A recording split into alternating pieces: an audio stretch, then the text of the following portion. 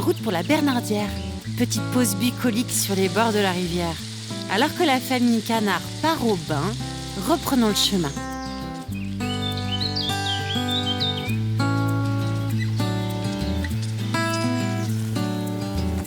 Alors, la ressourcerie culturelle. Tu me questionnes? On rentre? On y va. Bonjour. Bonjour. Oui, posons le sac. Posons le sac pour mieux écouter et apprécier les mots de Zoé. Zoé qui nous ouvre les portes de la ressourcerie culturelle. Un univers incroyable pour qui aime le monde du spectacle. À droite, des projecteurs. À gauche, des décors. Mais où sommes-nous exactement? Zoé, nous sommes là donc à la ressourcerie culturelle. Alors moi, tu sais, je suis complètement novice sur la matière. Qu'est-ce qu'une ressourcerie culturelle? Alors une ressourcerie, c'est une ressourcerie culturelle. C'est d'abord une ressourcerie, donc c'est-à-dire une structure qui va faire du réemploi, donc c'est-à-dire donner une seconde vie à des matériels ou des matériaux qui ont déjà eu une première vie. Et nous, la particularité, c'est qu'on est spécialisé sur le secteur culturel.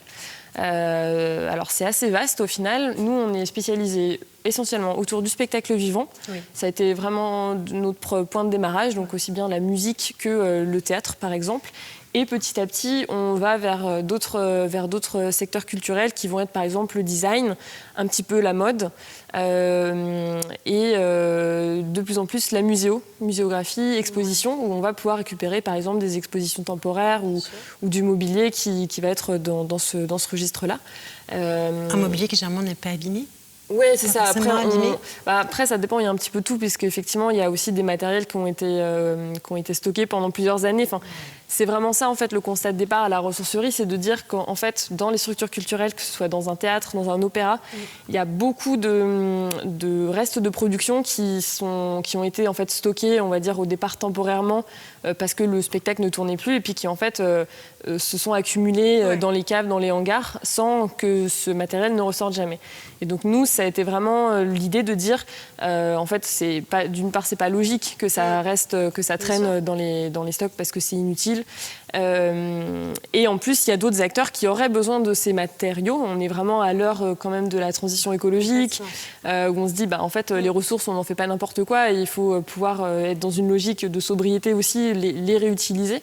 Donc, en fait, on va sortir tout ça des caves, des greniers, des hangars, et on va essayer de les mettre en valeur, donc d'être vraiment dans une logique de réemploi, pour que ça trouve une seconde vie, en fait. Mais sur notre région, il n'y a que celle de Montaigu. Oui, il n'y en a qu'une seule, en Pays de la Loire.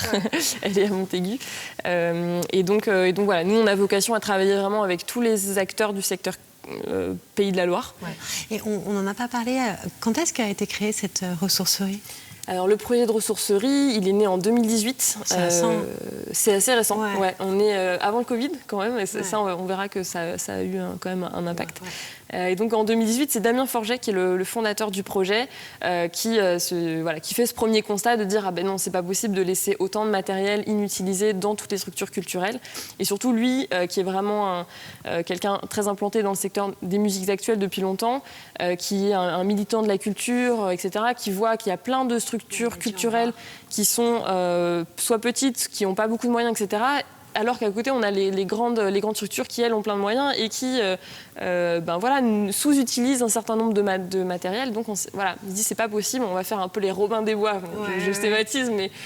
non, mais on a l'image en tête. Ça a le mérite d'être efficace comme image. Ouais. Et donc, on va réfléchir à comment est-ce qu'on peut créer une économie circulaire, en fait, à l'échelle du secteur culturel. Aujourd'hui, Zoé, vous êtes combien à travailler à la ressourcerie ? On est 6 personnes aujourd'hui à travailler, 6 salariés à temps plein, et on travaille aussi avec 2 prestataires réguliers qui vont apporter des compétences supplémentaires. Donc une scénographe qui s'appelle Lise Mazot, qui vient apporter toute une expertise autour de son métier, de la scénographie, de l'éco-conception, qui s'est vraiment spécialisée sur que des projets à base de réemploi.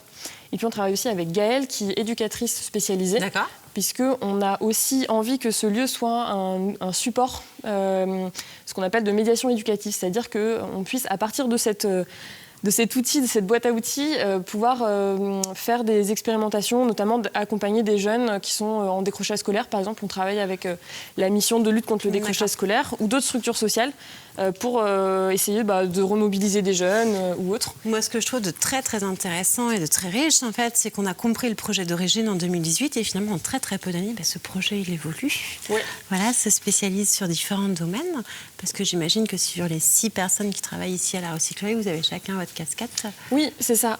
Aujourd'hui, donc, on a 2 personnes qui sont sur le volet logistique, donc c'est vraiment les maîtres des lieux ici, donc qui vont être sur tout ce qui est préparation de commandes, sur toute la partie vente aussi. On a Mylène qui est notre chargée de communication et commercialisation qui va du coup mettre en valeur tout ce qu'on fait ici, parce que l'idée c'est vraiment que le matériel il puisse ressortir. Donc c'est aussi comment est-ce qu'on en parle, comment est-ce qu'on le met en valeur pour qu'il puisse ressortir. Il y a Timothée qui est chargé d'administration, parce que ça devient quand même une grosse machine avec beaucoup d'admin derrière.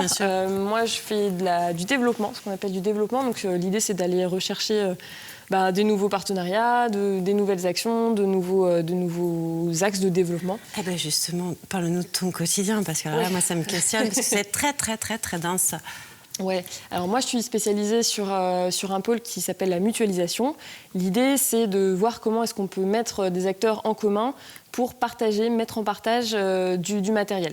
Donc ça peut être ce type de matériel, on va dire plutôt événementiel, qui va être partagé entre diverses structures pour de l'événementiel. De type festival ou autre. De type festival, exactement, essentiellement festival ou éventuellement sur des salons ou autres.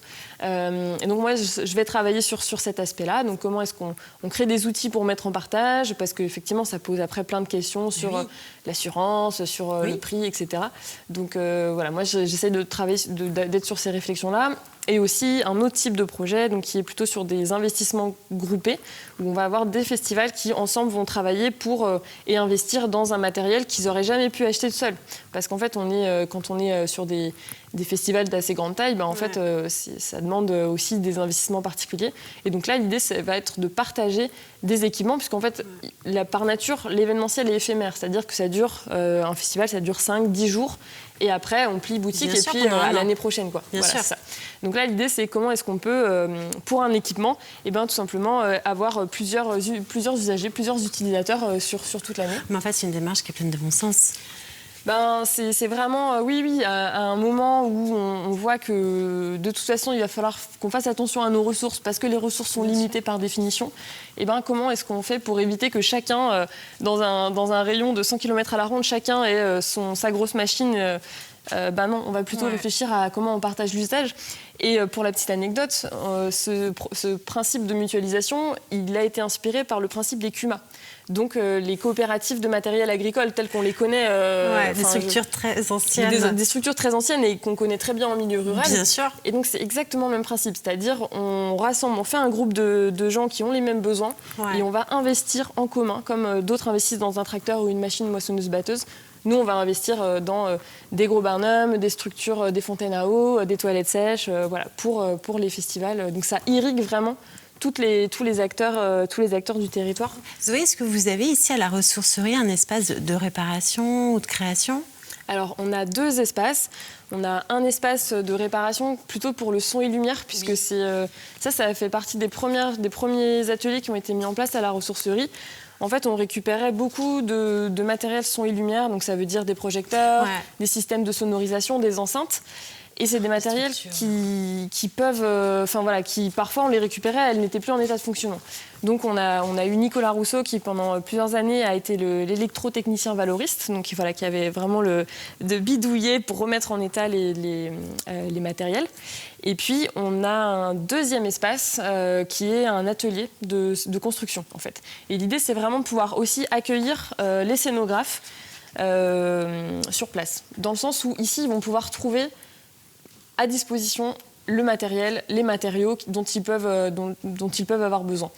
Et c'est vraiment, je pense que c'est là un vrai atout de pouvoir construire avec la matière juste à côté. Ah mais c'est génial. Et nous, on les accompagne dans ce travail de ce qu'on appelle de sourcing, c'est-à-dire d'aller repérer par exemple des structures métalliques et de se poser la question avec eux, ok, à partir de cette structure, de cette arche, qu'est-ce que vous allez pouvoir en faire ? Et ça, forcément, pour eux, c'est d'autres réflexes aussi. Le réflexe réemploi, c'est pas si simple. peut-être désapprendre ce qu'on a appris à l'école pour se dire, OK, comment est-ce que je fais avec des structures qui sont déjà existantes, avec une arche métallique, comment est-ce que je la transforme, comment est-ce que je m'en empare pour l'amener ailleurs. Non, mais là, c'est un super espace ici. Et donc du coup, là, les scénographes peuvent venir en fait louer en fait l'atelier pendant une semaine, 15 jours pour monter leur scénographie. Ce qui est super, c'est qu'on a vraiment de la place, t'as de la hauteur, voilà, t'as de la hauteur, et tout de suite, en fait, c'est ce que recherchent les scénographes. Est-ce que ça marche de plus en plus? Est-ce que vous sentez que la mayonnaise prend? Ouais, complètement. Ouais, c'est ce que souvent en fait les scénographes, quand ils sont soit avec des compagnies, soit indépendants, ils n'ont pas leur propre espace de travail la plupart du temps, parce qu'en fait d'avoir ce genre d'espace-là, en fait, c'est pas si simple, et puis il faut pouvoir l'entretenir, etc.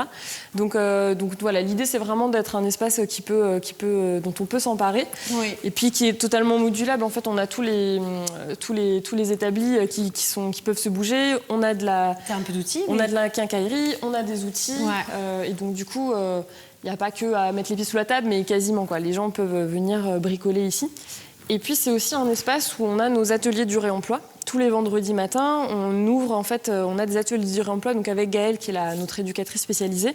Et donc il y a des chantiers, en fait, en gros des chantiers participatifs qui sont ouverts aux jeunes, qui sont ouverts aux seniors. Enfin souvent ça fait des moments assez intergénérationnels, et c'est ça qui est chouette. Et c'est ça qui est chouette. Ouais. Et du coup, en fait, il y a plein de gens aussi qui aiment bien bricoler, mais qui savent pas trop comment s'y prendre parce que en fait ils ont pas soit des fois ils ont pas un projet spécifique. Et nous là, on leur propose de venir bricoler soit sur des objets particuliers, soit sur de la réparation, de la remise en état. Ça peut arriver aussi selon les besoins. Si nous on a un gros chantier par exemple, ça peut être de venir donner un petit coup de main. Donc voilà, c'est ça. C'est aussi de voir comment est-ce que autour de ce lieu gravitent des énergies bénévoles. Ça nous intéresse pas mal. Puis au-delà de tout ça, ça te permet toi aussi de sensibiliser les gens à ce projet de ressourcerie culturelle. Ce qui est intéressant, c'est le côté, ils voient les coulisses du secteur culturel, parce que ça, c'est, en fait, c'est pas si souvent qu'on peut voir comment se construit un décor, le matériel, son et lumière, etc. Et puis le pendant, c'est de mettre un petit pied de participer à ce grand projet. Et voilà. Et toi, justement, Zoé, comment t'es arrivée jusqu'à ce projet? T'étais issue du monde du spectacle ou pas du tout? Ouais, si. Moi, je viens vraiment de la production de spectacles. Donc, j'ai beaucoup travaillé avec des compagnies, aussi sur des festivals. Et puis, sur le Grand Ouest sur le Grand Ouest et la Nouvelle-Aquitaine. D'accord. Et puis j'ai rencontré Damien, donc, qui est le porteur de projet. J'étais assez sensibilisée aussi aux questions écologiques. Et donc, parce que t'as dû en voir. Ouais, en fait, c'est ça, c'est que en travaillant avec les structures, tu vois en fait aussi un peu les incohérences ou les absurdités du système de production de spectacles. Et j'ai l'impression que la crise du Covid, elle a aussi mis en lumière tous ces questionnements-là, en fait, mais en fait, on produit beaucoup dans le secteur culturel, où on fait des événements qui sont tellement gigantesques qu'en fait, on détériore les endroits où on se met, ou alors c'est très énergivore, etc. Donc voilà, ça a été les premiers pas aussi pour dire comment est-ce que on peut participer, en fait, tout simplement à rendre un secteur culturel plus responsable.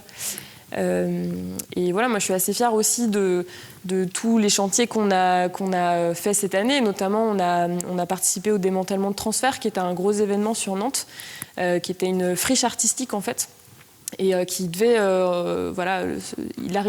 ça arrivait au bout de son exploitation. Du coup, il se retrouvait avec un site gigantesque où il y avait plein de bâtis, plein de matériel, etc. Et en fait, ils nous ont sollicité pour penser avec eux la déconstruction et le démantèlement en fait de leur site. Et ça, c'est hyper important parce que je pense que demain, on pensera à la fin des projets au moment de les concevoir. Et c'est ça qu'il faut. Parce que sinon, on commet des petits faux pas, des petites erreurs. Et c'est ça, c'est quand on parle d'éco-conception, c'est vraiment ça. C'est-à-dire, on pense la fin de vie d'un projet, la fin de vie d'un équipement, d'un décor, au moment de sa conception. Et ça nous permet de réfléchir à comment on va pouvoir le réemployer plus facilement. C'est-à-dire privilégier les vis au clou. Ça paraît anodin, mais une vis, on peut l'enlever facilement sans détériorer la matière, alors qu'un clou, pour le ressortir, en général, on va abîmer la planche. Finalement, ça fait 3 ans que tu es là aujourd'hui. Est-ce que tu sens que le mouvement prend davantage, qu'il se développe, qu'il peut essaimer Non, c'est plutôt en train de grandir aussi parce qu'on a un réseau de ressourceries de plus en plus dense au niveau national. Et donc, ça veut dire que quasiment maintenant, dans chaque région, on a une ressourcerie culturelle qui est en capacité de traiter en gros les flux de son territoire.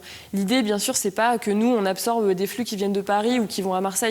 Ça n'a pas de sens. On reste dans une logique aussi territoriale. Parce que sinon, ça créerait de la pollution ou ça créerait d'autres impacts en fait, de renvoyer les choses ou de les faire venir de très loin.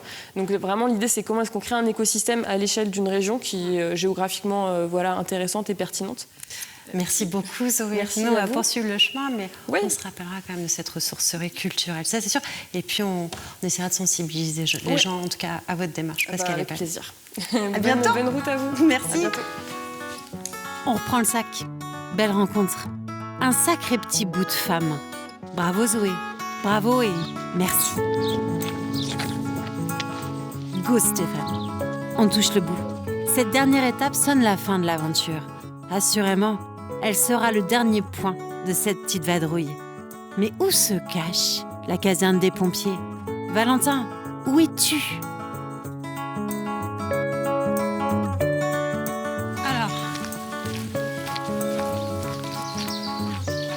Centre de secours de la Bernardière.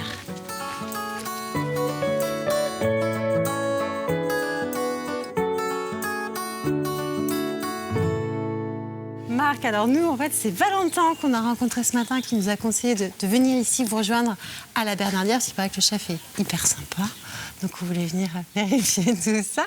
Donc c'est vous qui êtes responsable de cette caserne? Oui. Je suis le chef de centre du centre de secours de la Bernardière depuis le 1er juillet 2015. 8 ans. 8 ans, ouais. Et vous êtes arrivé ici à la Bernardière en tant que pompier, à partir de quand? 1er juillet 1995. Ça va faire 28 ans que je suis sapeur-pompier. Ça va faire 28 ans et vous projetez de rester encore... Ah, si la visite médicale me le permet, je vais rester. C'est-à-dire vous avez des visites médicales fréquemment? Tous les ans. À partir de 38 ans, c'est tous les ans. Et avant 38 ans, c'est tous les 2 ans. D'accord, ok. Donc c'est cette visite médicale qui va décider ou pas si vous pouvez rester pompier? Ouais, si j'en ai envie, ben oui, c'est elle qui décidera. Vous stressez à chaque fois ou pas? La visite? Ouais. Non. Non, parce que tout J'ai va pas de bien. raison de stresser encore aujourd'hui. Marc, comment vous êtes arrivé, comment vous êtes tombé dans le monde des pompiers, tout simplement? Valentin a une jolie histoire. Ouais. A compris un grand-père, un papa, toute une famille. Oui, sa maman également. Mais voilà, ben moi c'est totalement différent. Moi je suis un cas isolé plutôt, parce que je suis le seul de ma famille. Ni mes parents, ni frères, ni sœurs sont sapeurs-pompiers. C'est un copain, un très bon copain, qui est rentré chez les pompiers à la Bernardière en 92. Et voilà, moi je suis parti à l'armée, puis au retour de l'armée, en fin 93, j'ai dit tiens, pourquoi pas, ça a mûri un peu dans ma tête. Le temps que ça se mette en place, au 1er juillet 95, ben, je rentrais chez les pompiers. Ouais. Qu'est-ce qui représente pour vous cet engagement? Je sais pas, j'aime bien donner. Parce que de toute façon, pour faire toutes ces choses-là, faut donner. Mais c'est cette valeur de cette citoyenneté. Voilà. Et je fais encore partie de la génération qui a fait le service militaire aussi. Ouais. Donc Ouais. on a donné pour la nation là aussi, malgré tout. Ce qui a été un déclencheur chez vous d'ailleurs, ce service militaire. Ouais, puis le copain aussi quand même. Ouais. Il y était pour beaucoup. L'association des deux. Ouais. Alors effectivement, vous aimez donner, mais est-ce que vous aimez recevoir? Parce que j'imagine en tant que sapeur-pompier, on donne, mais on reçoit aussi. Oui, on reçoit, oui. C'est la plus grande des satisfactions, je dirais, c'est quand quelqu'un nous dit tout simplement un grand merci. Mais avec vraiment sincérité. Et ça, c'est le plus grand des remerciements qu'on puisse avoir. C'est quelque chose qui vous touche, ça? Ouais. Parce que ça arrive parfois que les gens, ils viennent, ils nous offrent des présents. Tout d'un coup, ding-dong à la porte, et puis le vendredi ou le dimanche, parce qu'on ne vit pas ici, donc la semaine, c'est compliqué pour qu'ils nous trouvent. Et donc, au final, les gens, ils arrivent avec un présent. Ça fait plaisir, c'est gentil, mais les vrais merci sincères, c'est encore 10 fois mieux pour moi. Ouais. Est-ce que vous avez un souvenir qui vous a particulièrement touché sur toutes ces années chez les pompiers? Une rencontre, un événement, quelque chose qui vous a profondément marqué? Oui, malheureusement, un accident très grave avec 5 morts, dont 4 enfants, en 2000. Ici, sur ce secteur de la Bernardière? Oui, au carrefour de la Croix-Verte. On ne peut pas se préparer à ça. Pas vraiment, c'était en 2000, j'avais que 50 pompiers déjà. En plus. Donc c'était éprouvant, quoi. C'était compliqué. Est-ce qu'à ce moment-là, l'esprit d'équipe est important? Ah oui. Il est même essentiel. Oui, l'essentiel. Et puis, après, on s'était tous retrouvés à caserne. Il y en a d'autres en plus qui sont venus, quoi. On a passé une soirée ensemble après. Discuter, échanger. Ouais, qui plus est, c'est mal tombé ce jour-là. C'était la journée d'une manifestation communale. Donc, ça avait un peu refroidi l'ambiance à la manifestation également. Donc, on s'est retrouvés avec les élus du secteur. Ouais, c'était une... Ça, c'est un gros souvenir. Est-ce qu'on peut dire à ce moment-là que cette caserne, en fait, tous les hommes et les femmes aussi qui vivent dans cette caserne, forment une grande famille? Oui, c'est une grande famille nationale, les pompiers. C'est pas qu'un centre de secours. On a tous les mêmes formations, on fait tous les mêmes choses, on est tous là pour le même but. La citoyenneté, mais aussi porter assistance aux sinistrés, aux animaux, aux biens. Parce que on protège les maisons, les inondations font partie du lot, les coups de vent aussi. Et en fait, c'est de donner pour les autres, quoi. C'est bien. Enfin, moi, ça me plaît toujours. On continue, Marc? Pas de problème. On retourne là-bas? Oui. Est-ce qu'aujourd'hui, vous avez des enfants, Marc? Oui. Est-ce qu'ils sont pompiers? Non. Mais non, mais voilà, vous les avez laissés faire leur chemin, en fait. Tout à fait, oui. Comme vos parents vous ont laissé faire votre chemin. Et en fait, c'est assez essentiel. Malgré tout, j'imagine quand même que vous aimez bien transmettre aux plus jeunes qui arrivent ici à la Bernardia ou bien à Montaigu, comme on a vu ce matin, toutes les valeurs du monde des pompiers. Ouais, c'est important. Et puis, comme on fait partie des moins jeunes, eh bien, on a notre expérience à faire partager pour l'avenir.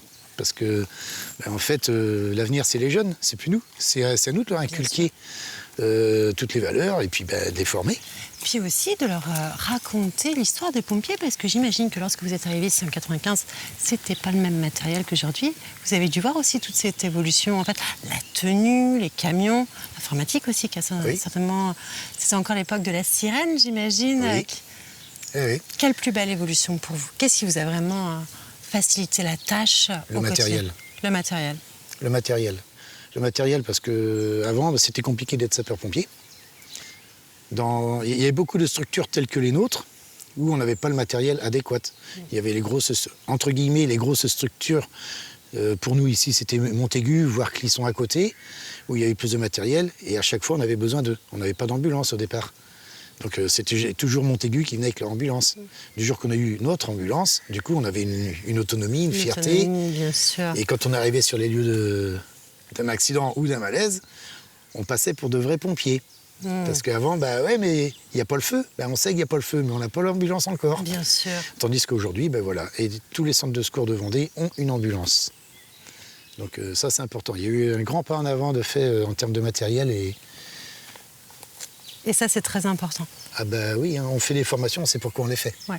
Mais même le bip, ce petit bip que vous avez ici, il a dû vous changer la vie, ce petit bip. Et disons qu'il y a... Dans nos petites communes, quand la sirène sonnait, les gens, ils sortaient tous dans la rue. C'est vrai. Et c'est vrai, parce que nous-mêmes, on a connu ces sirènes. Qu'est-ce qui se passe donc? Oui, voilà. Comme disaient nos anciens, chi qui se passe donc. Oui, c'est ça, voilà. C'est ça, mais c'est les gens qui étaient aussi. Maintenant, ils vivent peut-être plus sereinement sans cette sirène. Mais effectivement, ça rythmait la vie du village. Et ça inquiète moins les familles aussi. Ça inquiète moins les familles. Parce que les gens entendaient la sirène, mon fils, il n'est pas rentré. Bien sûr. Voilà. Puis il n'y avait pas les portables comme aujourd'hui pour contacter les enfants et tout. Non, c'était une autre époque.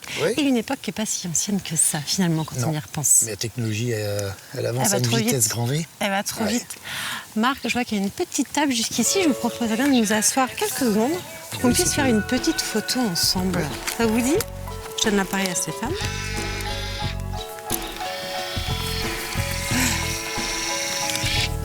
Tac, attends le développement. Le bip retentit, un message tombe, intervention. Feu, messieurs. Ça court, jusqu'à la caserne. Vite, on prend l'habit, on se chausse et c'est parti. Parti pour sauver des vies. Un seul mot, merci. Respect pour nos pompiers.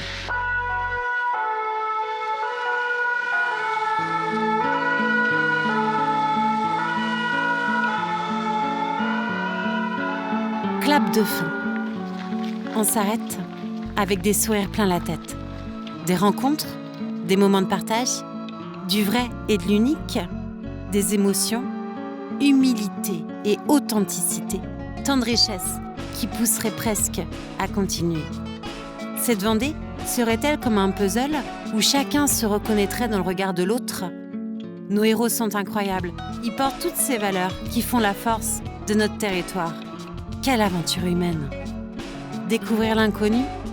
J'aime tellement contempler, à l'extérieur comme à l'intérieur. Alors merci à tous. Merci pour vos mots. Merci pour votre générosité. Merci surtout à mon compagnon de route, Stéphane. Tu sais quoi, l'ami ? Tu as un cœur immense, énorme même. Ta caméra serait presque comme cette étoile qui fait avancer. Regard confiant, sourire bienveillant. Stéphane, dis-moi, on repart quand ?